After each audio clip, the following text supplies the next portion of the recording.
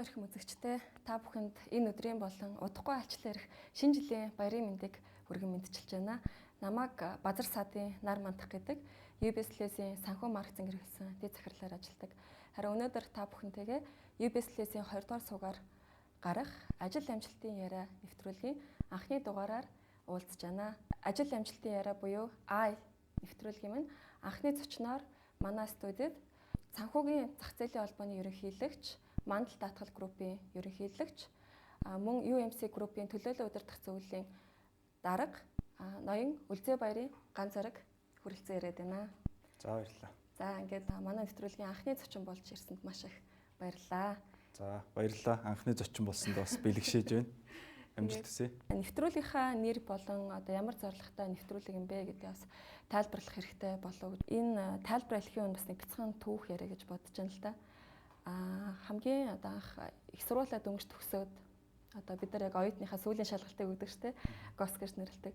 Тэрийг өгчөд манай ангийнх нэг хуушрын ганцанд бөөнөр ороод тэмдэглээ яжсэн. Тэгээ тэрэн дээр яг хамгийн анх UBS-ийн захирал Балхачаа орж ирсэн. Манай сургуулийн багштай нар мандах гэж байна уу?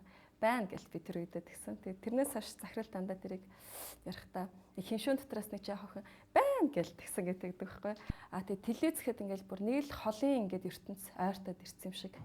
Надад тийг санагдчихсан байхгүй. Тэгэл их гой санагдал бараг л мэржлэрээ ажиллахаас илүүтэй ингээл нэвтрүүлэгт хиймэрч юм шиг. Тэгэхээр дотор бас нэг тийм уран бүтээлийн тийм бяцхан очиж юм уу тийм нэг хүсэл мөрөөдөл байсан юм шиг. Тэгэж анх ингээд бас 10 хэдэн жилийн өмнө орсон. UBS-лтэйгээ бас өөрийнхөө амьдралыг хойцоог холбосон. Сайхан түүхэн. Тэгэхээр өөрөө санхүүч хүн юм ба шүү дээ, тий. Монгол Улсын их сургуулийн эдийн засгийн сургуулийг Нябо мэргэжлэр төгссөн. Өөрөө ч бас Нябо мэргэжлтэйг сонссон. Адилхан мэргэжилтэй. Тий. Энэ түүхийг ярих болсон учраас нэг гэсэн даас ингээд миний мөрөөдөл биелж байгаа. Дээрэс нь Балхачаа захирал маань хүнийг дэмждэг, авиацыг нээжлэрүүлдэг тий. Нэг тийм их гоё мундаг хүнэлтэй. Тэгээд эдийн засгийн нэвтрүүлэг хийх санал тавьсан. Тэгээд эдийн засгийн яг нэвтрүүлэг гэхээс бас илүүтэй миний хувьд монголчуудтай нэг юм гоё гэгээлэг нэвтрүүлэг ингээд хийж хүргэж болдгоо бах та тий. Нэг хоёр бодол байдаг байхгүй. Нэгдүгээрт нэг одоо бараг явган шог гэдэгтэй алдартай монголчуудын тамийн тогооны үйл хэрэгэд там дээрээсээ монголчуудын тогоонд ийм манахч төр хэрэггүй байдаг.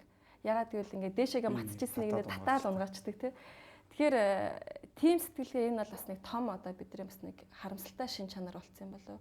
Тэгэд яагаад хүн өөрчлөгдөж болохгүй гэж ерөөсө хүн бол хөгжиж те өсөж дэвжихийн төлөө явах хэрэгтэй, байнга суралцах хэрэгтэй. Амжилтын түүхийг ярих юмсан. Бид нарт дундаасаа одоо үлгэр жишээ болох тийм түүхтэй хүмүүс л зөндөө байгаа штэ те.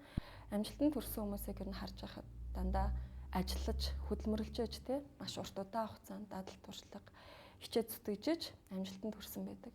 Тэгэд ажиллаад амжилтанд хүрээд тэрийг харин бусдад ярьж түүхээсээ туршлагаасаа гоё урам зориг өгөх энэ сайн сайхан жишээгээ хуваалцъя гэсэн одоо зорилгоор ажил амжилтын яриа гэж нэрлсэн. Ажил амжилтын яриа маань бас товчлогдохоор I гэдэг үг болж байгаа байхгүй. Тэгэд нэг гадаадынхаа вау гэж тэгдэг штэ. Тэр шиг тэгээд I гэл ингээд нэг гоё би яг ховдоо тэгдэг байхгүй. Гоё ингээд жишээ сонсох ч юм уу хүн ингээд мундаг хүний түүх сонсохоор ямар гоё ингээд те ингээд тэгээд нэвтрүүлгийнхаа оройг болохоор би I буюу те үнэхээр ажил амжилттай ярихаар ямар мундаг хүн бэ гэсэн одоо ийм уриатаагаар явах чамаа.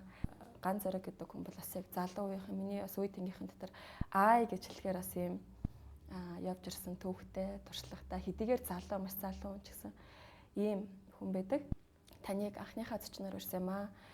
За их баярлалаа. Манай нэвтрүүлэгт амжилт хүсье. Маш сайхан түүхтэй ийм нэвтрүүлэг байна. Их олон жилийн турш явсараад бүтсэн нэвтрүүлэг. Заавал амжилттай болно гэж итгэж байна. Баярлалаа. Бас энэ нэвтрүүлгийг үзэх гэж байгаа үзэгчтэй бас баярлалаа. Хамгийн ихнийхээ асуултыг би амжилт гэж өрнө те юу юм болоо? Одоо амжилтын түүх, амжилтын нууц, амжилтад хүрэх тэдэн алхам зарчим гэл ингээл хүмүүсийн маш сонирхдаг сэдв те. Танийхаар бол яг амжилт гэдэг ямар тодорхойлт байх вэ? Яг өөртөө ч санал нийлж байна. Өөрөөр хэлбэл амжилт гэхээр зарим хүмүүс мөнгө гэж ойлгож байгаа шиг байна. За зарим улсууд үнэтэй машин унаад явбал тэр амжилт болж байгаа шиг байна. Тэ яг үндсэндээ бизнес нь ч юм ажил нь яг ямар байх нь үл хамааран. За зарим хүмүүс бол амжилт гэдэг хүмүүс юу гэж дүгнэдгээр нь харж байгаа шиг байна. Зөвхөн миний хувьд бол амжилтыг бол өмнө нь бас албан тушаал карьер юм байна. Тэгээ мундаг том банкнд том захирал хийх нь бол амжилт юм байна гэж бодож исэн үе би. Одоо харьцангуй залуу байхдаа. Өнөөдрийн төвшөнд бол амжилт бол миний хувьд бол зөвхөн миний өөрийн одоо өөртөө тавьж байгаа шалгуур юм байна гэж ойлгож байгаа. Өөрөөр хэлбэл амжилт гэдэг имийг бол би өөрөө мэдэрч өөртөө тавьж байгаа дүн юм аа. За тэгэхээр амжилт гэдэг бол ямар нэг оргилд хүрэх ч юм уу, дээшээ тэмүүлэх гэж хүмүүсийн сэтгүүд буудаг байх гэж бодож байна л да. Одоо уулын орой дээр гарцсан хүн бол амжилт гаргацсан ч юм уу. За эсвэл үнэтэй машин унаа явж байгаа хүн амжилт гаргацсан ч юм уу те. Тэгэхээр илүү тэр гэхээсээ илүү тухайн хүн дотроо зориг тавиад тэрэндээ хүрж байгаа бол тэгээ өөрөө зоригдоо хүрлээ гэж дүгнж байгаа бол энэ бол амжилтын болов уу гэж бодож байна. Өөрөө өөрийгөө ол юу гэж дүгнэдгөө амжилтанд хүрсэн гэж бодож байна те. Би нэг бас нэг тийм дотроо бодтой. Бас найз нөхдөд хэлдэг. Юу гэхээр уулын оргил нь оройд нь биш бэлдэн вэ гэж. Тэгэхээр хүмүүс юу гэж харддаг вэхээр уулын орой дээр гарсан хүн бол амжилттай.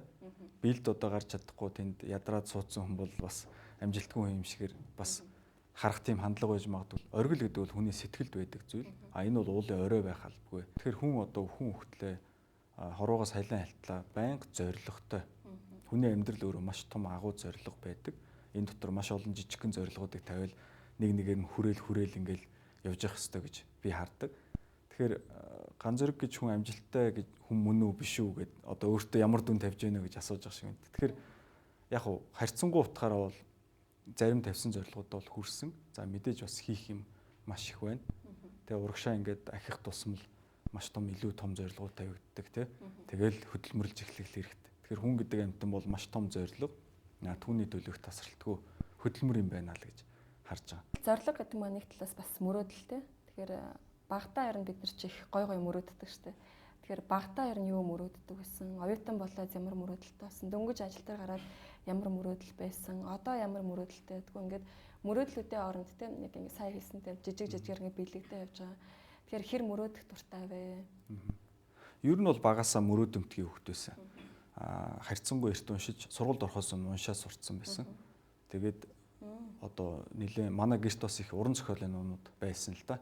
Том уран зохиолын зузаан номнууд Монгол хэлнээ орчуулагдаад гарсан сонгодог. Энэ номнуудыг ер нь бас нэлээдийг уншиж цааш нь харуулсан. За яг 10 жилдээ бол ер нь одоо сансар өгтөргөө их сонирхдаг тийм хөвгт байлаа. За яг тэгээд их сургуульд ороод нэгтлэнгийн чиглэлээр тэгээ өмнө нь мөрөөдөж байгаагүй мэдээж мэрэгжил. Би ер нь нэгтлэнгийн ангид орсон хүмүүс нэгтлэн бодогч юм бол болох юмсан гэж мөрөөдөд орж исэн хүн байдаг гэж бодохгүй нөө та яасан тэгсэн үг бас үгүй юу? Архитектор болно гэж үг нь боддог байсан. Манай аав ажиллахаар ингэж хэлж байгаа. Миний охин ерөөсө нэгтлэн болоо. Хаанч ажилтаа гэдэг ч байгаа байхгүй. Тэгэхээр тэдний бас нэгтлийн бас буруу биш те. Хүүхдээ нэг хаанч гэсэн ажилтаа амьдралтаа яваасаа гэж боддог. Гэхдээ би бас энэ мэргэжлэр бас орсондоо энэ сургуульд ороод сайн сайхан нөхөдтэй багш нартай тэгээ бас энэ төлөөстэй бас холбосондоо баярлалт юм аа. Тийм тэгээд. Тэгэхээр миний хувьд бол яг өөртөө ч адилхан. Миний эцэг их бас ойлгоод нэгтлэнгаар яваа. Мөнгө санхүүтэй өөрт бол одоо тий илүү амжилтанд хүрнэ гэд бас өөрсдөө өнцгөр тодорхойлоод ингээд нэгтлэнтэй ер нь амьдралаа тий нэгтлэн бодогч руу гэдэг юм руу ингээд ороод явсан. Яг нэгтлэн бодогчоор ажиллах тийм типийн хүн биш юм байна. Тийм төрлийн хүн биш юм байна гэдэг бол ерөнхийдөө явцын дунд ойлгосон л доо. Тэг яг суугаад бодсон. Нэгэнт амьдралынхаа 4 жилийг одоо энд зарцуулж байна. За нэгтлэнгаас арай жоохон өөр юм хийвэл одоо надад дээр юм шиг санагдсан л да. Илүү олон нийттэй холбоотой. Энэ нэг 3 дахь курс сургуультай багтаа. Сургуультай багтаа. Би бас одоо бас зөв зарим хүм оюутнууд те. Тэгээ энэ 4 жилийг юу ч сурахгүй өнгөрөөчвөл энэ маш харамсалтай болно гэдэг үүднээс ийм санаа хэлж байгаа. Би бас яг өөрөө Японоор төгсөөд те бас ажиллаад бас энэ салбарт явж байгаа. Дээр нь яг ижлэх бас мэдрэмж төрж байна л да. Тэгээд миний хувьд бас юу бодож байна л да. Өөр бас их тэрийг их эрт мэдэрсэн бас их мундаг байна. Тэгээд ерөнхийдөө яг нэгтлэнгаар сурсан ажиллах явцдаа бүр илүү мэдэрсэн л дээ. За энэ ажлыг бол ерөнхийдөө хийж болж байна. Мэдээд сонирхолтой. Би өөрөө сурж байгаа учраас гэхдээ яг миний түрүү нөгөө хэлсэн те яг хувь хүний одоо амбиц гэх юм те энд арай биш байна гэд. Тэгээ нэлээд эрэлхийлж ихсэн. Яг одоо төгсөх 4-р курст ороод нэлээд эрэлхийлсэн. Яг юу хийвэл болмоор нь яавал болмоор. Тэгээ ингээ явж байгаа нэг дилер гэж юм байдаг тухай олж мэдсэн. Тэгэл ерөнхийдөө тийшээ эхний амьдралынхаа одоо том алхмыг хийсэндээ сургуулаа төгсөөд. Өөрийгөө бас их сайн таньж чадсан байна те. Хүсэл сонирхол юу вэ? Энэ бол бас их амжилтанд хүрэх бас том алхам байх гэж бодож төгсөж байна тий. Одоо болтол өөрийгөө танилгүй одоо юу гэдэг зөвхөн биеийн сургуулийг төгссөн энүүгээр л явах хэрэгтэй гэдэг хичнээн хүн өөрийнхөө авьяас чадвар одоо хайрын тэр боломжоо алж байгаа шүү дээ. Дилерээр ажиллаад олон улсын санхүүгийн төвд байгаа том банкудтай харилцаад тэнд байгаа хүмүүстэй ингээд ажил хэргийн холбоо тогтоогоод цаашдаа найз нөхд болоо ингээд ажиллаж байхад тэр маш том одоо үндэстэн дамсан банкуд дотор одоо яг банкны мэрэгжлийн бус хүмүүс бараг 80-90% байдаг. Тийм үү. Тийм баруунд ерөөсөө одоо хүн ямар нэг чиглэлээрээ сураад сургуульд сурж байна гэдэг маань ерөөсөө хүн өөртөө зориг тавиад тэнд хүрээд өөрийгөө дайчлаад ямар нэг мэдлэгийг тултал нь эзэмших тийм чадварыг л суулгаж байгаа юм шиг санагдаж байна. Тэгэхээр тэнд барилгын инженер байдаг, геологч байж байдаг, эмч хүртэл ажилласан явж байдаг. Эмч хүн үү? Тий, банкнд очсон, банкир болсон, мундаг банкны захирал болсон хүртэл явж байдаг. Түүхч хүн тэнд явж байна, философч. Тэгэхээр энд бас бид нар залуучуудад бас ингээд магадгүй энэ маань сургамжтай байж магадгүй. Заавал энэ мэрэгчлэр одоо дуртай юм шиг, дургүй юм шиг аав ээж хэлсэн учраас сурж төгсөөл тэгэл энэгээрээ явах тийм албагүй. Нэгэн сурж байгаа юм чинь тултлан сурах хэвээр төгсөөд өөрийнхөө хүсэл мөрөөдлөөр ингээд цаашаа ажиллах боломжтой. Ингэх юм бол сурсан мэдлэг чинь заавал хэрэг болно. Мэдлэг гэхээсээ илүү арга барилын тухай асуудал яриад байгаа. Өөрийгөө дайчлаад шийдвэр гаргаад хүрээд сурчнаа гэдэг маань маш хувь хүний боловсрал болоод явчихж байна. Тэгэхээр манайх боловсрал гэхээр нөгөө яг цаасан боловсралыг ярьдаг диплом эсвэл хэдэн ном уншсан гэдэг. А гэтэл нөгөө хүний өөрийн амьдралд хандах арга барилын боловсрал гэдэг бас маш том юмыг энэ их сургуулиуд маань заадаг. Хүн өөртөө бас заах хэрэгтэй. За их сургуулиуд маань бас энэ дээр нэдэд анхаарах хэрэгтэй болов уу гэж бодож явдیں۔ Анх ажилд орохдоо ер нь яаж орсон бэх өрсөлдөөнтэй байсан юм шиг. Худалдаа хөгжлийн банк бол тэрээд үнэхээр одоо анхдагчдын нэг те маш нэр хүндтэй өрсөлдөөнтэй. Ер нь банкны анги төгссөн хүмүүсд бас яг худалдаа хөгжлийн банкд орох бол мөрөөдөлтэй бас тийм байсан шүү дээ тий. Миний хувьд бол банкны бус сургууль төгсөн, худалдаа үйлдвэрийн дээд сургууль гэдэг сургуулийг тэгээд нэгтлэн бодогч чиглэлээр ингээд төгссөн. Худалдаа хөгжлийн банк маань одоо зөвхөн МУИС ч гэдэг юм уу те тийм сургуулийн банкны анги төгссөн хүмүүсийг улаан зураас татаад авдаг ийм банк байлаа. За одоо ч гэсэн тийм байгаа бох. Тэгэхээр зөвөр би бас тухайн үед намайг ажилд авч ирсэн захирлуудаа бас талархалтай хандтай. Миний одоо мөрөөдлийг сонсоод диплом дээр үнэлж шийдвэр гаргахгүй. Чи ийм өөр мэрэгчлэр төгссөн байна. Одоо өөр сургууль төгссөн байна гэдгээс илүүтэйгээр энэ хүний одоо хүсэл амбиц юу юм бэ? Энэ хүн чадах уу гэдэг нөх хүн дээр нь шийдвэр гаргасанд бас маш их талархалтай явдаг. Яг ямар захирал байсан? Хин гэдэг захирал байсан тэр? Одоо тухайн үед яг намайг ажилд авч ирсэн манай Капитрон банкны гүйцэтгэх захирал Мөнх сайхан гэдэг хүн байгаа. Банкны секторт бас одоо 20 жил ажилласан юм хүн байж байгаа. Тэгээд банкнд ормоор байгаад ддэг. Тэгтэл санаанд бас олон найз нөхөдтэй хэрэг гарсан. Би бас маш олон янзын хүмүүстэй найз нөхөд явдаг. Тэгээ одоо хүнийг ялгахгүй. Зөвхөн 10 жил тогтоо зөвхөн онц сурлахтнууд хоорондоо найзлал. Зөвхөн одоо хулиганууд хүнд гарууд нь найзлал ингэ явдаг ш. Би бүх бүлэглэлийнхэнтэй нь очиж сайхан бүгдэнтэй найзалдаг бас. Тэгээд энэ найзын сүлжээ маань өргөсч явсараад бас тухайн үед худалдаа хөгжилд одоо дадлага хийжсэн. Яг дилерийн газар дадлага хийжсэн манай нэг найз над ийм мэдээ дамжуулсан. Энд ингээд сул орон зай гарч байна. Чинийг уулзаад үзэхгүй юм уу гэд. Тэгээд би яг харилцах контакт юм аваад холбогдоод уулзаад тэгээ мөрөөдлөө хэлээд одоо Монголын топ дилер болмоор байна гэд ингээд ажилд орж исэн түүхтэй л дээ. Тэгэхээр яг тэгээ ажилд ороод банкнд ороод жил явчаад тэгээд гудамжинд явж исэн манай нэг сургууль адилхан одоо нэг ботокийн те нэг төгсөлтийн нэг найз маань яваад гудамжинд тааралдаад тэгээ яаж яах вэ ажил төрөл орсон гэсэн чинь ороогүй яга ажил төрөлд одоо болтол ороогүй явж байгаа юм бэ сургуулаа төгсчихэд гэсэн танил тал байхгүй бол одоо юу ах яаж орох вэ гэд ийм ярьжсэн. Би тэгээд бодож исэн тухайд ер нь хүн өөрөө болохгүй чадахгүй гэдэг үл ер нь энэ хорвоод бүтэх болох юм гэж байна. Тэгэхээр одоо давн ямар ч цайз ямар ч өндөр уул давн орно гэж зүтгэх юм бол болно. Арга нь олдно.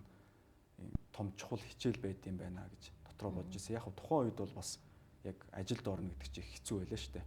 Одоо баг ажилд орохын тулд ахуул өгдөг. Одоогийн шиг ингээд маш олон компаниуд бий болцсон сайн хүн хайгаад хоорондоо өрсөлддөг юм биш арай өөрөө ч гэсэн мэдж байгаа хэрэг. Тэгэхээр тийм байд юм бэлээ. Энэ бол бас их сургамжтай юм байна гэж бодож ирсэн. Тэгээд эндээс ажилд ороход бас нэг өөр давуу тал байсан гэж би бас ойлгосон байхгүй.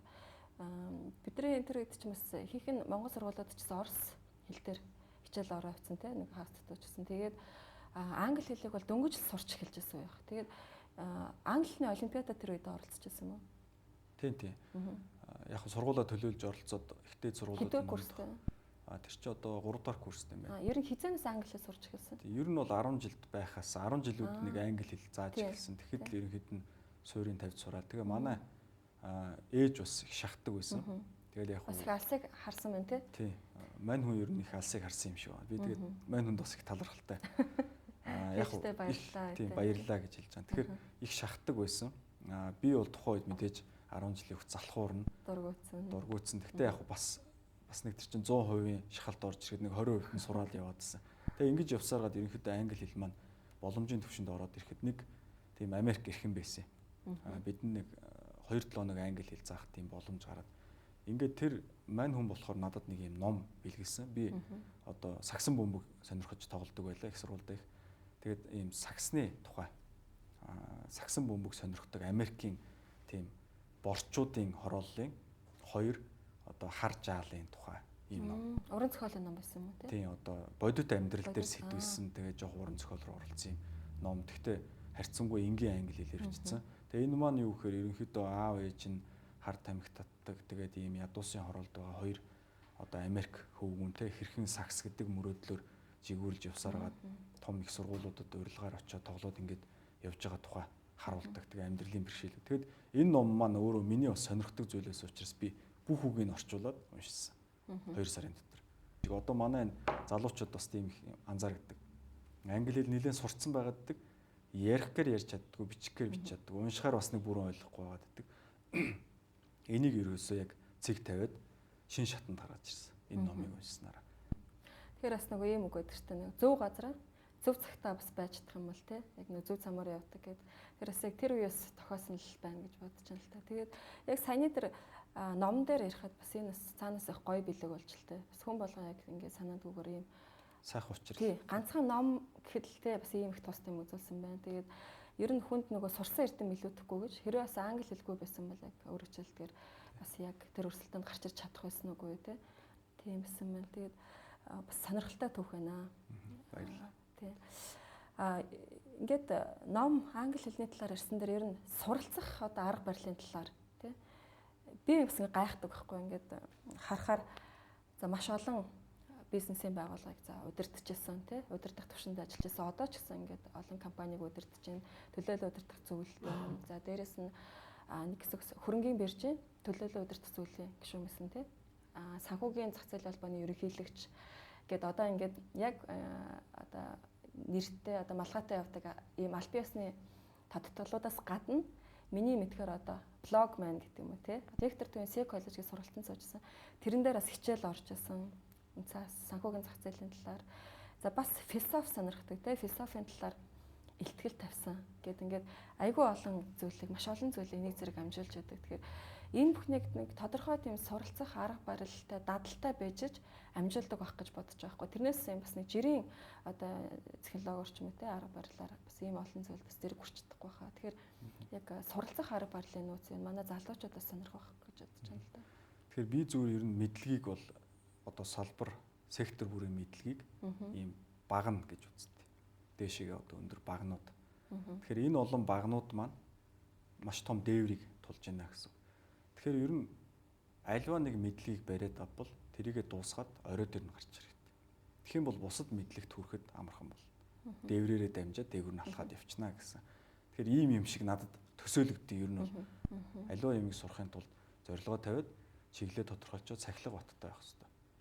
Нэг ч өдөр алгасахгүй өдөр болгон сурах хэрэгтэй.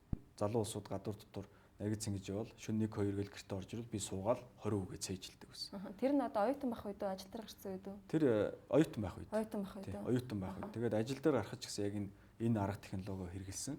Дилерийн мэдлэгийг сурна гэдэг яг банкир биш банкар төгсөөгүй хүнд бол бас нэлээд хэцүү. Цуг үеийн найзууд маань цуг банкнд ажилд орсон. Яриад байгаа юм нь ойлгохдохгүй. Тэр нэгтлэн бодохынхоо суурийг ашиглаж хагаад тэрийг бүгдийг яг одоо шатааралд сурсан. Ерөнхийдөө 3 сар бол одоо яг өдөр болгоо 3 цаг суралцдаг байсан. Тэгэхгүй болохоор хүмүүс яадаг юм шиг харагдав гэхээр зарим хүмүүсийг харахаар нөгөө багнаар дэшээ ингээд авирж байгаад яг дунд нь хүрээд тэгэхээр бас нэг нэлээд өндөрт гарцсан харагдаж шít. Сэтгэл хандаг.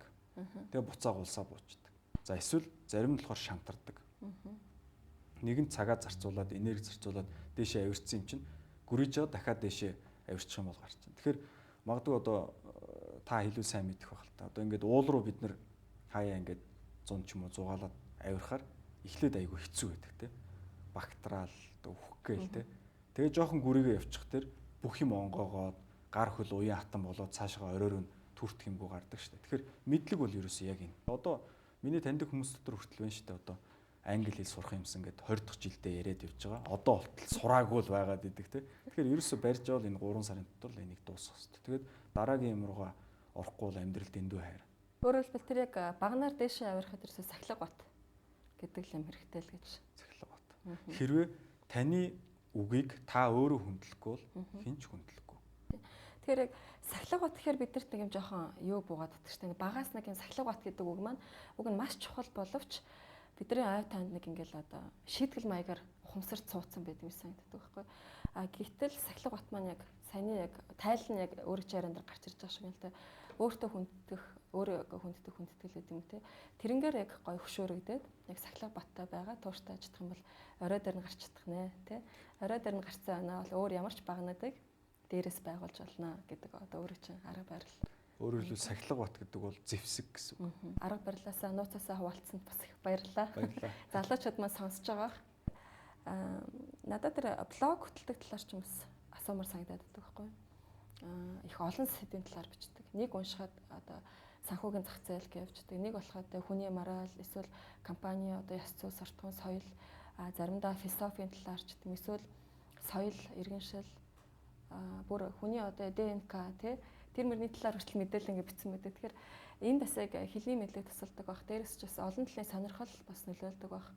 Яванда нөгөө уран зохиолын ном уншдаг байсан маань хэрэг болсон. Тэр маань бас зөв ярих, эмх зэгстэй ярих, тэгээд зөв бичих тийм юм ингээд хүн суулгаад өгчдөг юм байл. Тэрнээс нөгөө дөрмийн олон ангиллыг би ерөөсөө ойлгодгүй. Тэрнээс болж 3 авдаг гэсэн. Уран зохиолын хичээлд бол сайн байсан. Яа тэгэхээр нөгөө хичээл дээр үзэж байгаа сэдвүүдийг үзсэн байдаг. За энэ зохиолыг ярихэд би гараад ярьчдаг. Ягаад гэвэл өмнө нь уншицсан байдаг байсан учраас сонирхлоо. Бидрийг бас нэвтрхий системчлээд, схемчлэл те тэрнгээр заавал сурах гэдэг тэр арга барил хүн бүхэнд бас тохиромжтой биш байх л та. Одоо барууны сургалтын системийг, дунд сургуулийн системийг харж байхад ерөөсөө хүнийг одоо чөлөөтэй сэтгүүлж задгаа сэтгэдэг болгож сургаж явах шиг байгаа. Тэгээд дээрээс нөгөө үнэт зүйлсийг шингээж өгдөг. Одоо хувь хүний одоо үнцэн тэ эх орноо хайрлах сэтгэл, хүмүүст хандах одоо тэр хандлагууд ямар байх ёстой юм, өөртөө тавих шаардлагууд гэдэг хувь хүний нөгөө боловсрал энэ юмн дээр илүү их анхаардаг. Хувь хүнийг сайн зэвсэглээд өгчвөл хүн өөрөө мэдлэгээ олж авч чадна. Барууны систем бол ерөөсөө энэ түвшин рүү хөгжсөн байж байгаа. Бидэнд ер нь ямар иргэд хэрэгтэй вэ гэхээр өөртөө хариуцлагатай хандж чаддаг, хүмүүст энэрэнгүй байж чаддаг, тий. Хувь хүний зохион байгуулалттай, соёлтой, ёс суртахуун, зан төлөвшлийн цогц ойлголттой юм хүмүүс байх хэрэгтэй. Тэгэхээр энийг болохоор зүгээр нэг хичээлээр заана гэж энэ бол буруу. Тийм учраас блог дээр янз янзын одоо миний блогийг бас тодорхой хэмжээний хүмүүс, тооны хүмүүс уншдаг учраас тийм ээ.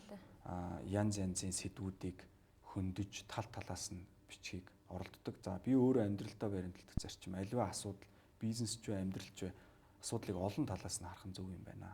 Тэгэхгүй хүн болгонд өөр ингэсэн харах үнцэг байдаг. Гэтэл энэ үнцэг маань зөв үнцэг мөн үү? Одоо бөмбөлөг байлаа гэхэд энэ бөмбөлийг би өөрхөн үнцгээс хараад энэ бол дуурах зүйл байна гэж хэлээд байвал энэ бас буруу болно. Тэгэхээр тал талаас нь харж иж энэний олон одоо талтай байдал те одоо бүрэн зураглалыг гаргах боломжтой. Тийм учраас ер нь орчин үеийн хүн бол одоо бүх зүйлийг судалж мэддэг байх хэрэгтэй. Тэгэд монгол хэлийг жарсан дээр альбом бичиг сайн найруулж чадахгүй, төлөвлөж чадахгүй бүүн алдаа. Энэ дээр ер нь манай залуучууд ч гэсэн бас ер нь өөрсдөө монгол хүмүүс учраас ер нь цаашдаа хаан ч гэсэн менежер ямар ч ажил хийсэн гэсэн бас бэлдэх хэрэгтэй юм шиг байна тий.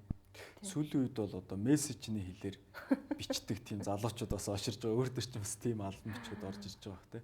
Ягаад тэгэхээр ийм товчлсон яриа хоёулаа маргааш 5-аас уулзъя. Тэр бааранд очие. Сайхан шоудыг гэдэг яриаг хэлж болно. Гэтэл илүү комплекс агсан шатны мэдлгүүдийг ийм яриагаар хүргэх боломжгүй. Тийм учраас энэ дээр би санаа зовдөг.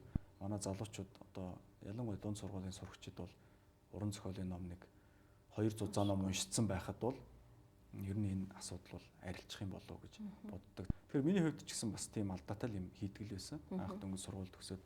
Тэгэхэд манай анх одоо тэр миний газрын захирал байсан мөнх сайхан захирал гээ те. мөнгөсийн захирал бол албан бичих бичээд иргээл тэгнэ шүү дээ. Мэдээж төрийн байгууллагууд руу явна. Албан бичих маань маш тийм бюрократ те маш тийм ёс жаягийг дагсан байх хэвээр. Тэгэл авчрал ерөөсөө улаан цоохор болгоол нүдэн дээр засан гутаа. Болж штэ. Энийг тэгэл засчаад аваад ир. Гэт тэгэхээр хүн тийм хоёр сэтгэлдэлтэй гард юм байл да. Нэг талд нь одоо маш их тэгэж улаан ирээн болгосондоо ичих тэрийг давтахгүй. Нөгөө талд бас тийм урам автсан хүн чинь нэг юм тэр нийлж бөмбөлөг болж байгаад за дараагийн удаа захирлаараа нэг ч улаан одоо тэ засвар хийлгэхгүй шүү. Нэг ч улаан одоо тэмдэглэгээ цаасан дээр. Тэгээ хичээгээд хүн яхад бол боломжтой. Олон улсын зэрэгтэй Монголын хамгийн анхны зэвлэр болсон тэ өөрөө. Гадаадын зэвлэрүүд дотор бол одоо Монголоос хүн Монгол гэгээл одоо бараг ган зоргоор л төсөөлдөг. Ган зоргоо, Монголын ган зоргоо гэл тэгж ирсэн байхгүй. Тэр үед чинь бид нар чинь хоост ямар мундаг залуу гэдэг юм болоо. Тэгэхээр ер нь бол одоо Монголд тийм хүн олон улсын зэрэгтэй зэвлэр нөх олон байдгүй байх гэж бодож байна. Үнэхээр л мундаг залуу тэр багшаа ярьсан бас оргоо хоосон байгаагүй юм байна гэж бодож байсан байхгүй. Магтаал хэтэрж явах шиг байна. Тэгээд миний хувьд бол яг магтаал хэлэх дуртай. Гэхдээ хин ч гэсэн худлаа магтаалыг мэдэрдэг тий. Хийсэн бүтээсэн юмтай. Үнэхээр тэр хүн бол магтаалыг урамшнуу гэхээс бас тэгж худлаа өнгөрөхгүй байхаа гэж бодож байна л да. Угаасаа манай нэвтрүүлгийн зарлага бол тий. Яа гэм би нэг магтъя, урам өгье, хийсэн бүтээсэн юмтай үний тэр хийсэн бүтээснийг одоо үзэгчдэд танилцуулъя. Үнэхээр гэж одоо тий хилтэлэн насан гэд ярий гэж одоо миний удаас зорж байгаа. Тэгэхээр ер нь одоо олон улсын зэрэгтэй зэвлэр хэдэн онд болсон. Одоо Монголд ер нь хэдэн хүн байдгийн. Тэгээд яг энэ олон улсын зэрэгтэй зэвлэрийн одоо яг энэ олон улсын зэрэг авсны ач холбогдолтой хувь хүнийхээ хувьд бол Монгол улсын тухайн байгууллагын зэр нь юу байдгийн бэ? Сонирхолтой төвхөлтэй. Яасан гэхээр дилерээр ажиллаад эхлээд мэдээж тэр чинь маш надад босго өндөртэй байсан. Нилээн яг уу чармаасан түрүү ярьсан. Ингээд дилерийнхээ хувьд нилээн ойлголтоо за ер нь ийм байна. Дилер хүний мэдүүл зохих зүйлсээ ерөнхийдөө нэлээд мэдээд тэгээ дараагийн одоо зорилгоо хайж ихсэн л. Тэгтэл манай газрын захирал Бата гэдэг хүн байсан тухайд. Одоо Монгол банкнд байгаа. Манай Бата захирал нэг өдөр ярихгүй юу? Ийм олон улсын санхүүгийн зах зээлийн холбоо гэж байд юм аа. Тэгээ энэс ийм шалгалт аваад дилерийн сертификат гэдэг юм өгдөг шалгалтанд тэнцсэн улсуудаа. За энэ сертификатыг авчих юм бол одоо дилерийн хувьд олон улсын шатанд очлоо л гэж ойлгоо шүү дээ гэдэг иймэрхүү юм яриа яригдсан. Тэгэл ерөөсөө би шийдвэрээ гаргаад хүн бол тэ амьдралын бүтээмжтэй хугацаа хязгаартай тэ бид бүгд л тодорхой хэмжээнд хөгшрөөд өвгөрөөд ингээд тэтгэвртэй гарна. Тэгэхээр тэрнээс өмнө ер нь хурж болох цэг гэж юу гэдэг нэг юм бодлоо. Үзээд алтай. Унах юм алга тэ. Нөгөө нэг талаас бас нэг энэ Монгол бахархал гэж юм ярьдаг штэ зүйлийг. Энэ Монгол бахархлыг бас төрүүлэхэд нэг хойно нэмрээ оруулчих юмсан гэж багасаа боддог байсан. Яад энэ тэр шалгалтанд тэнцэхгүй л байна үсттэй. Үзээд алдъя гэдэг. Тэгээд санхүүгийн зах зээлийн холбоотой холбоо бариад тэгээ Монгол улсаас одоо өгөх гэж байгаа анхны хүн юм байна те. Тэгээд шалгалтын төлбөр бас хөөрхөн тухайн үеийн ханшаар нэг $400 байсан санагдаж байна. Тэгээд тэр $400-ыг хөнгөлж гисэн холбоо маань бэлддэг ном нь гэж байдаг. Бас нэг $200 гаруй юмтай. Тэрийг ингээд цалингаа цуглуулж жагаад номыг худалдаж аваад ном маань ч хүрээд ирлээ. Тэгээд ерөөсөө номоо ирж жагаад өдөрт 3 цагаар бэлдэж гисэн. Өдөрт цайны цагаар 1 цаг, орой гэртээ хараад 2 цаг ингээд тасралтгүй 3 сар бэлдээд тэгээд нөгөө шалгалт авдаг газар нь дэлхийн олон газар бий. Тэгээд хятад байдаг те. Тэнд очиж шалгалтаа өгөөд тэнцсэн юм а 2004 онд. За одоогийн байдлаар бол ямар ч гэсэн 2 хүн байгаа. Олон улсын зэрэгтэй гэж хүлээн зөвшөөрөгдсөнээр одоо яг үнэхээр Монгол улсад маань гэдэг юм те Монголын банкны салбарт ямар ач холбогдолтой байдгийг. Ер нь бол манай дилерүүд ерөнхийдөө сайн Монгол улсын үед гэтэл санхүүгийн зах зээлийн маань хөгжил маань зөвхөн дилерүүдээс хамаарахгүй. Энэ мэдлэгийг мэдснээрээ бид санхүүгийн зах зээлийг бас хөгжүүлэх тийм өөрийн гэсэн ажлуудыг хийх ёстой. Тэгээ эндээс энэ санхүүгийн зах зээлийн холбоо гэдэг юмны үндэс суурь гарч ирсэн. Тэгэхээр хувь хүн өөртөө ингээл нэг мэдээл за би ингээ олон улсын зэрэг авчлаа гэд ингээд зогсвол энэ бол хэрэггүй нөгөө одоо нэг их сургууль төгсчөөд ажилгүй гудамжинд явж байгаатай адилхан юм бол дипломын цаас шиг бол. Тэгэхээр ерөөсөө энийг Монгол улсын санхүүгийн зах зээлийг хөгжүүлэхийн тулд дилерүүд нийлээд холбоо байгуулах хэрэгтэй байна. Энэ мэдсэн сурсан зүйлээрээ хөгжилд хувь нэмэр оруулах хэрэгтэй байна. Яг тэр санхүүгийн зах зээл бол улс орны хөгжилд бол маш чухал юм дэд бүтц байгаа. Тэг ингээд цаашаа хөврөөд дараагийн зорилгод гарч ирж байгаа. Тэгэхээр эхнийхээ зорилгыг хийхгүй бол дараагийн зорилго хязгаарч гарч ирэхгүй гэдэг юмыг би энэ одоо амьдралын хичээлээс ер нь бол сурч авсан. Танай холбоо одоо 2004 онд байгуулагдсан тийм 8 жил. Ер нь ямар үйл ажиллагаа явуулдаг? Гишүүнчлэлтэй юм уу? Одоо энэ байгууллагын гол явуулдаг үйл ажиллагаа нь юу вэ? Тэгээ манай холбоо бол одоо санхүүгийн зах зээл дээрх энэ санхүүгийн болон эдийн засгийн мэдлэг олгодог хамгийн том холбоо байж байгаа. Одоо сүүлийн 8 жилийн турш бид маш олон мянган хүнд энэ санхүүгийн мэдлэгийг дэлгэрүүллээ. За жил болгон сэтгүүлч нарт уламжлал болгоод зөвхөн сэтгүүлч нарт зориулаад санхүү эдийн засгийн үн төлбөргүй сургалтуудыг хийж ирлээ. Энэ холбоог бол хизээч бид мөнгө олох зорилгоор ашиглаж ирсэнгүй. Хизээч хэнээс одоо тусламж төслийн мөнгө авч үзээгүй. Зөвхөн дийлрүүд, санхүүч нар, банкирууд өөрсдөө карманаас мөнгө гаргаад үйл ажиллагааг нь явуулдаг. За яг одоогийн байдлаар бол холбоо маань бүр илүү одоо эдийн засгийн судалгааны институт маягтайгаар бүр ингээд хөгжлийн дараагийн шатанд ороод явж байна. За энэ маань юу хэлж байгаа гэхээр бид яг одоогийн байдлаар эдийн засгийн 4 индикатор гаргаж байна. Улирал болгон мянган хүнээс одоо эдийн засгийн идэвхтэй хүн амаас судалгаа аваад хэрэглэгчийн хүлээлтийн индекс гэдэг зүйл гаргаж байна. За шийдвэр гаргагч нарт зориулаад эдийн засгийн нарийн түвшний анализ судалгаануудыг тогтмол хүргэж байна. Сургалтуудаа хийдгээрээ явж байгаа. Сэтгүүлч нарт үнгүй юмаа сургалтуудаа зохиож байна. За тухайлбал энэ 2008 оноос энэ өнөөдөр сон дээр гарсан санхүүгийн захын нүүр гээл те. Энэ нүүрийг чинь одоо бид бүх дизайныг гаргаад бүх тоог нь өгөө явжсан. Одоо өнөөдөр сонныхаа маань өөрсдөө аваад жишээ нь бий дагаад явж байгаа ч гэдэг. Гэх мэтлэн Монгол улсад өнөөдөр сэтгүүл зүйд бай ард түмний дунд ч бай санхүүгийн мэрэгчлэтнүүдэд зөв нэр томьёогоо хэрэглэж ярьдаг. Санхүүгийн мэдээллийг зөв хүргэдэг, зөв ойлгодог. Энэ тал дээр бас тодорхой хэмжээнд өөрсдийнхөө үүргийг гүйцэтгэсээр ирсэн. Цаашид ч илүү олон юм том ажлууд хийх төлөвлөгөөтэй явж байгаа. Нэг бас асуулт бүр ингээ асуумар санагдаад байдаг байхгүй хэрвээ таныг те за одоо ич хэдэр ч гэдэг юм уу бодчих л та Монгол улсын одоо энэ төрийн өндөрлөгүүд те одоо удирдах дэд албан тушаалтны аль ч тушаал дээр нь хамаагүй одоо маргааш гэд 50 гэсэн нэг юм боломж гараад ирэл та. Тэгэх юм бол та яг ямар албан тушаалыг сонгоо те Монгол улсынхаа хөгжил одоо эдийн засгийн одоо нөхцөл байдлыг мэдж байгаа нэг юуны дөрөнд одоо ямар алхам хийх вэ гэдэг юм уу. Ийм бас асуултыг тамир бүр эхнийхээ дугаар дээр заамал тамир санагдаад байна л та тий. За наад чи маш их хүнд асуулт байлаа. Гэхдээ асуулт маань хүнд боловч хариулт нь ингээ. Хэрвээ тийм албан тушаал дээр тавигдуулгээд мэдээж надад бас тийм амбицтай үе байлаа. Одоо салбарт банкны салбарын хүний хувьд миний одоо карьерийн дээдл бол Монгол банкны ерөнхийлөгч болох ч гэдэг юм уу. Ийм зүйлс бодож явсан үе бий. Гэхдээ одоо би илүү арай жоохон өөр төвшөнд асуудлыг харж байгаа. Юу гэхээр ер нь яах гэж албан тушаал авд юм бэ? Монгол улсын ерөнхийлөгч бай, ерөнхий сайд, Монгол банкны ерөнхийлөгч бай, тэ банкны захиралч бай. Ерөөс үндсэн зорилго нь юу юм бэ? Одоо өөртөө амжилттай харагдах гэж ч юм уу эсвэл найз нөхөддөө мундаг байгаа батлах гэж юм уу гэдэг ийм асуулт гарна. Тэгээд би бол бодохдоо үгүй. Тэр бол үгүй юм аа, тийм биш юм аа гэж. Ерөөсөө том албан тушаал гэдэг бол том ажил хийх нэр. Тэгэхээр ямар ажил хийх гэдэг байгаа гэхээр мэдээж ард түмэн зориулж. Тэгэхээр ард түмэн зориулаад ажил хийх боломжийг албан тушаал олгодог. Тийм учраас хүмүүс албан тушаалын төлөө зүтгэдэг гэж би ойлгоод байна дотроо.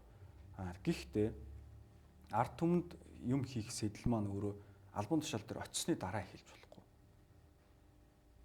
Ард түмэнд юм хийж бүтээх сэтэл маань өөрөө эхлээд сэтэлтэй байж л. Эхлээд сэтлэн төрөөд тодорхой юм хийгээд харуулад баталчаад дараа нь албан тушаалд одоо тэнцэж орох хэрэгтэй. Тэгэхээр албан тушаал хүнийг шалгадаг болохоос биш хүн албан тушаалыг тодорхойлдог юм болов уу гэж ойлгож байна. Өөрөөр хэлбэл манад бас маш олон тийм юу харагддаг шүү дээ. Хүндэн тохируулж ажил өгөөд иддэг. Гэхдээ ажилд нь тохирч хүн байх хэрэгтэй. Тэр хүн өөрөө боловсрч орж ирээд ажлыг гүйцэтгэдэг гэж ойлгодог. Тэгэхээр миний хувьд нас залуу байна. Өөрийгөө батлая. Би одоо өнөөдрийн түвшинд ард түмэнд бас маш их юм хийх боломжтой. Яг нь би тодорхой түвшинд өөрийгөө хийсээр ирсэн гэж боддог. Гэхдээ илүү их юм хийх том сайхан санаанууд байна. Эднэрийг хийн. Тэгээд цаг нь ирвэл болох байлгүй те. Тэр магадгүй эн чинь улс төрийн карьер гэдэг бол насны дагуу явдаг юм зүйл шүү дээ те. Тэгээд тэрийг бол одоо заавал өнөөдөр орохгүй орно гэдэг юм ярих нь бол утгагүй маа. Гэхдээ гол санаа бол ард түмэнд бол та хөдөө мал хариулж явж байгаа ч гэсэн юм хийх боломжтой. Өөрөөр хэлбэл албан тушаалд ороод байгаа нь бол илүү их юм хийх одоо чадвартай болцсон хойно л очих хэвээр юм аа л гэдэг логик хэлээд байгаа. Би бас ингэж бодож нэвтрүүлгээр нэг тийм уриалга ер нь тухайн сарынхаа 4 дугаарт уриалгатай явъя. Тэгээд энийг болохоор хамгийн эхнийхээ зочныг хүндлээд бас өөрөөс ч юм бас те монголчуудаа эсвэл Улаанбаатарчуудаа маш энгийн зүйл байж болно. Зөвөр өвлийн улиралт те шүлсэн аяхаа болчихооч тийм үү. Миний үед баг тэгж хэлмээр байгаа байхгүй ягаад гэвэл те өвлийн улирал ямар байдаг лээ ханиад босгохоос ахуулаад энэ шиг юм урай хэлвэл одоо ямар урай хэлмээр байна. Юуны юм баярлаа. Тэр урайг дэмжиж байна. Тэр шүлсэн аяхгүй бай гэдэг бол бас боломжийн урай байна. Миний үед бол энэ нэвтрүүлэг маань ажил амжилтын яриа. Би амжилтын түүх одоо үзэгчтэй хүргэх сонирхолтой. Дээрээс нас ажил мэргэжилтэй тухайн салбарын талаар бас мэдээлэл хүргэх сонирхолтой байгаа. Тэгээд уг нь одоо өнөөдөр нэвтрүүлгээр бас даатгалын салбарын талаар, даатгалын зах зээлийн талаар ярилцъя гэж бас бодож байлаа. Тэгээд нэвтрүүлгийн цаг маань одоо яг ганц зориг гэж хэмбэ те ямар түүхтэй маш товчхон ч гэсэн ингээд бас сонирхолтой байсан учраас ярьсаар байгаа. Одоо энд хүрчижээ. Тэгээд нэвтрүүлгийн цаг бас дуусах дөхөж байна. Тэгээд миний зүгээс одоо анхныхаа дугаарын зочныг дараагийн нэвтрүүлгүүдэд бас оролцооч. Тэгээд энэ өөрт чинь ягаад гэвэл ярих зүйл их бэ те үзэгчдэд хүргэх мэдээлэл, мэдлэг олгох зүйл их байгаа. Тэгэхээр дараагийн нэвтрүүлгүүдэд даатгалын зах зээлийн талаар болон үнцаас мөн энэ эдийн засагч ганц зориг шүү дээ тийм ээ. Тэгэхээр Монгол орны эдийн засгийн бас ирээдүйн төлөвч гэх юм уу. Энэ талаар бас яриа өрнүүлэх хүсэлтэй байна. Тэгээд урилгыг маань хүлээж аваасаа гэж бодож байна. За их баярлалаа. Тэгээд урилгыг хүлээж авлаа. За баярлалаа тий. Бас одоо нэвтрүүлэг ингээд цаг маань өндөрлөөд дуусч байна. Бас аль болох залуучуудад сургамжтай байх болов гэдэг ярианаас одоо ингээд миний амьдралын алдаа оноонуудыг дэнслээд ингээд асуултууд асууж ярилцсанд баярлалаа. Тэгээд бас энэ нэвтрүүлэгт би бас өөрийн зүгээс юм бяцхан бэлэгтэй ирсэн байгаа. За энэ Стив Джобсын бүрэн цадиг гэдэг ийм ном байж байгаа. За энийг болохоор манай энэ мандал даатгалын залуучууд бас ивентгээд тэг хамтран оролцоод ингээ орчуулсан байгаа. Тэгээ Стив Джобс гэдэг хүн маань одоо эерэг сэдэлтэй хүн. Дандаа тасралтгүй хөдөлмөрийн үрээр амжилтыг бий болгосон. Түрүүн анх өөрөө чинь одоо хэлсэнтэй. Хөдөлмөрийн үрээр хүн юунд хүрч болох вэ гэдгийг харуулсан юм домог болсон юм хүн байж байгаа. Харамсалтай нь одоо нас орсон. Гэхдээ энэ хүн өнөөдөр орчин үеийн одоо хүмүүсийн амьдралын чанарыг сайжруулах тал дээр агуу юм хийсэн юм уу. Гэхдээ энэ хүн хизээч Америкийн ерөнхийлөгч болоогүй, хизээч Америкийн одоо төв банкны ерөнхийлөгч бололгүйгээр энийг хийсэн. Тэгэхээр одоо энэ төрөл бүтээгдэхүүн нэж чинь тий. Тэгэхээр энд ингээд бид бүтээгдэхүүнүүдийн тасралтгүй хэрэгжилж байна. Маш олон хүний амьдралд тустай зүйл хийсэн юм байна. Тэгэхээр одоо гол асуудал бол энэ юм аа. Эерэг байх хэвээр, ард түмний төлөө байх хэвээр. Тэрнээс биш ямар машин унж байгаа, банкнда хэдэн төгрөгтэй, ямар албан тушаалтай бол огтхон чухал биш юм шүү гэдэг одоо өөрийнхөө үзэл бодлоор одоо нэвтрүүлгийг өндөрлөөд энэ номыг танд гардуулж хүсэж байна. За баярлалаа. Тэгээд би бас нэвтрүүлгээрээ дамжуулаад те хүмүүст бид нар түрүү ярьсан бидний үеийнхэн бас их уран зохиол уншдаг байсан. Тэгээд тэр хэмжээрээ төсөөлөл бас их гоё зүйлүүдийг олж авчихсан. Тэгээд манай нэвтрүүлгийн гэдэг номын сантай бас болъё гэж судаж байгаа. Тэгээд энэ ч ингээд 50 номын 50-аар бас ингээд бэлтжээд байгаа. Тэгээд нэвтрүүлгийнхаа зочдоос олон сайхан ном авах байхаа гэж бодож байна. Тэгээд мандал даатгал компани би бас их юм хүмүүст оюунлаг зүйл хэрэгдэг те бас бусдаа сайлгарахтаа сайхан хичээлүүд хүмүүст өргөж байна. Одоо эрсдлийн менежмент, одоо бизнес төлөвлөгөө зохиох гэдэг ч юм те. Тэрнээс гадна ингэж яг ном ингэж ивент тгнэ гэдэг нь өөр их буянтай. Их сайхан оюуныг түгэж аваад их баярлалаа. Тэгээд энд номноос сайдсан яг маш их баярлалаа. Тэгээд би бас өөртөө нь бас нэвтрүүлгийн маань урилгыг хүлээж авч ирсэн талархлаа илэрхийлээд миний бас нэг сүүлд уншсан нэг эмпати төвийн амьдралаас ургасан амжилтууд гэж ном жижигхэн ном байлаа. Тэгээд олон хүний түүхтэй. Тэгтээ дотроо бас их тийм товч бичсэн. Тийм ном байлаа. Тэгээд тэр их таалагдсан. Тэрийг бас дурсгая гэж бодож байна.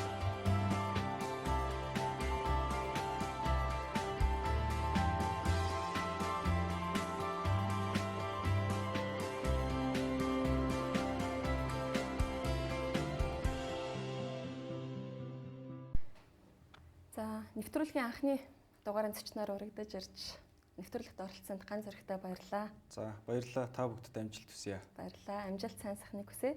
Тэгэд удахгүй шинэ он маань ирэх гэж байна. Тэгэхээр шинэ оны хүн бүхэн догтлолтой, шинэ хүсэл мөрөөдөлтэй өгддөг. Тэгэхээр шинэ он маань бидэнд улам их амжилт, аз жаргал, сайн сайхан мөчүүдийг авчрах болтугай. UBS 2 дугаар цугийн ажил амжилтын яриа нэвтрүүлгийн анхны дугаартаа хамт байсан үзэгч та бүхэндээ баярлалаа. Баяртай.